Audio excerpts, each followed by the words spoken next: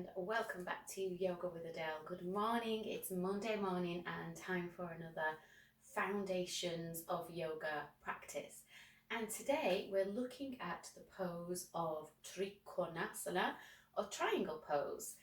So for this pose, you're just going to need your mat, and if you have one, you might like to grab a yoga block. If you don't have one, don't worry, you can just use your leg to take your hand onto, but some people like to use a yoga block in this posture to support the bottom hand. Okay, so starting from the middle of your mat with your feet together, just bringing your hands together at your heart center, thumbs resting on your sternum or your chest. Just open your shoulders, so roll your shoulders back and down a couple of times. And just be aware of how they feel. So if you haven't done anything to kind of warm up, then we're just going to move our shoulders a little bit. It is advisable to warm up before you do any of these postures. So rolling them back and down. Feel them slide down the back. Thumbs just resting on the chest. You can come to stillness now. And I just want you to feel into your feet. So really be aware. You can close your eyes here if it helps, because the posture is built from the foundation up. So if you've got a tendency to roll in or roll out or roll forwards or lean into the heels, just be aware of that here. So really get quiet, close your eyes and feel. Base of the big toe mound. Base of the little toe mound, and the back of your foot, your heel. You want your toes to be able to lengthen and relax and spread, so we don't want to have to use the toes to squeeze and crunch here. So spread the toes, wiggle them, take a breath. Let it go. Blink your eyes open. And release your hands, and then take your feet nice and wide. So you're going to, for now, have your toes pointing forwards, and I just want you to float your arms up, so your shoulder height. So just have a little look. Sometimes people think their arms are shoulder height, but one's down here and one's up there, so you can just have a little look left to right. And whereabouts your wrist creases are when you lengthen your arms, because we're all different sizes and shapes, you want your ankles to be roughly in line with your wrist. So it's not completely set in stone. So if this just feels terrible in your legs and they just feel too narrow or too long, then feel free to step in or step out here. But just as a rough guide, for this pose, heels and ankles are roughly under your wrists. Okay, now in the shoulders, we want to check if we're rolling in and rounding the back here and creating this closed in posture.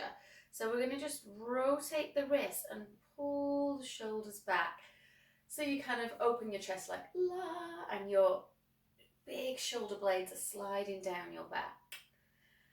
And then keep that nice lift and openness in the chest, and just turn the palms back down and lengthen through the fingers again.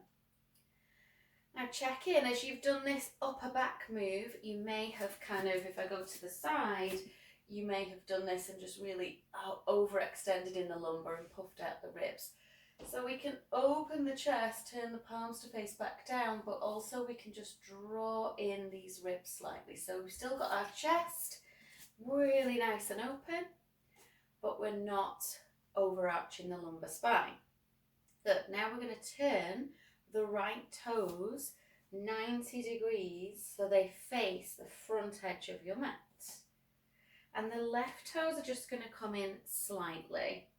Feel that connection to your hip as you move your toes. So if you move your toes out, your hip moves out. And if you move your toes in, you should feel your hip moving in. So the hip is completely integrated and connected to the toes. So I want both sides of your hips to feel connected so that they're not being pulled in opposite directions here, which is why we bring the back toes in slightly. So we let this back hip drop forwards a little bit. We're still breathing and reaching through the hands. Now we want the legs to be straight but not locked. So you don't want to kind of ram the knees back into the back of the joint. So you want a little softness at the knees. Now, arms are probably getting tired, so we'll move into the posture. So we want to take a breath in, and I want you to keep head to tailbone nice and straight. So don't break that connectivity. And then as you breathe out, just start to pivot over this right leg. Now, some people teach sending that back hip back and really back, sending it back. I don't really teach that anymore. I want to keep the head to tailbone connection and be able to just pivot. And I think if you kind of push the hip back, you're taking that alignment out slightly. So I want you to just keep that head to tail and pivot. So a lot of people lose the arms here, and this back arm tends to go all over the place. So can you see I'm trying to keep my arms in one straight line. So come back up, breathe in, re-extend through the fingers.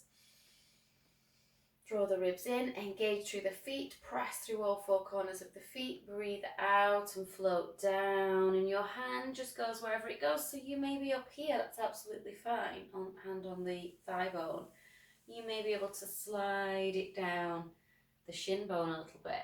Now what tends to happen here is, just so you can get down, people tend to lean forwards like this. I'm exaggerating here, but people tend to bring that shoulder forwards. And I want you to keep the shoulder back. So that movement of turning the palms up, turning them down, coming into the posture, and then you can rotate the head. So whatever feels comfortable in the neck. We're just going to come up for a second because you're probably getting tired.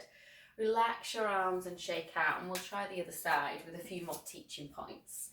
How are we doing? Ooh, you can really feel that in the arms. It is really good for toning the arms, because we're just holding against gravity. So we're not lifting weights or anything, but just this act of engaging the arm muscles and extending through the fingers is really going to start to tone the arms. And you're also getting a nice stretch, a lateral stretch here for the spine, and you're working your obliques. So when we come into the pose, if we're not really leaning heavily into that bottom hand and we're light in the hand, or even we've got the back of the hand on the leg, we're using the oblique muscles quite strongly. So let's try the other side. So again, stepping your feet out, reaching your arms out, checking your alignment is roughly under the wrists. Rotate the arms and the wrists back, pull the shoulder blades back, just turn the palms back to face the floor, check your head to tail connection. Gently draw the ribs in, press the hips forwards a little bit, relax the shoulders, relax the neck. Turn the left toes this time all the way around to face the back of your mat, and bring the right toes in slightly. Remember that hip, ankle, toe connection. Turn the toes in. Now don't be tempted to really push and hike this back hip up so you get this disalignment in the spine. Head to tail, keep that nice alignment in the spine as you begin to just hinge over the left leg, keeping the arms in agreement. Lightly placing the hand on the shin, turn the palm to face forwards, and you can look up at the hand.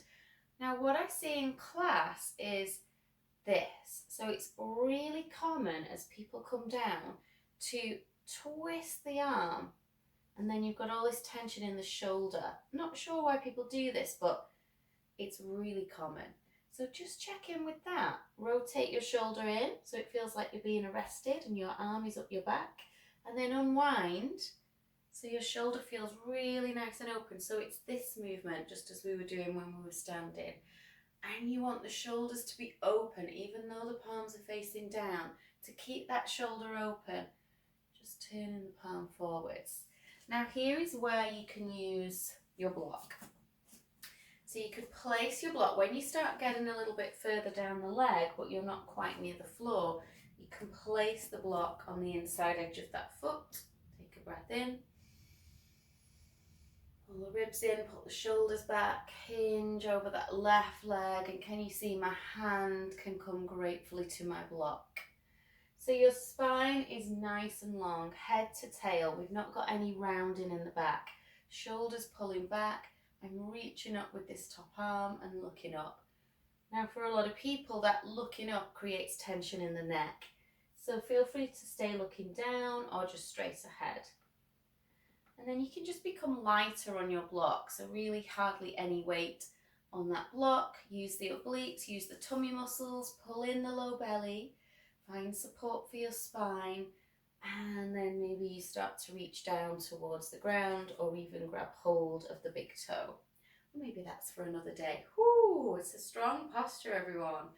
Relax the arms, roll the shoulders back and forwards. Whew. And then just take a nice gentle twist just to loosen out the spine. Let the arms just be heavy and flop side to side. Good work. Shake it out. Shake out the legs. And we are done. Thank you so much for joining me again for this Foundations of Yoga series. I'm really enjoying making these 10-15 minute videos just to break down these postures. And if you are enjoying these and you're finding them useful, then please do tell other people about them and where you found them.